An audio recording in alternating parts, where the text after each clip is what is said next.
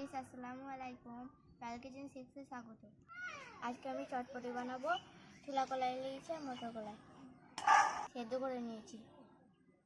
এবারে শসা কুচি দিয়ে দেবো, লঙ্কা কুচি, পেঁয়াজ কুচি,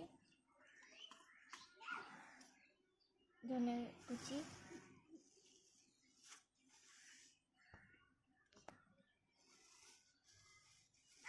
চানাচুর,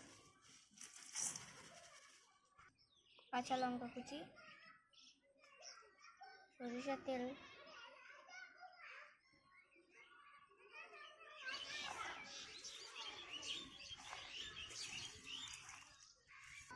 লবণ দিয়েছি, কাগজি দিয়ে দিচ্ছি। চটপটিটা আমি ভালোভাবে মেখে নেব।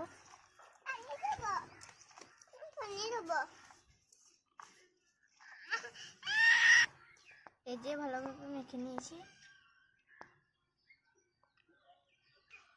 আমার ভিডিওটা ভালো লাগলে লাইক, কমেন্ট, শেয়ার করে দিবেন। বাই।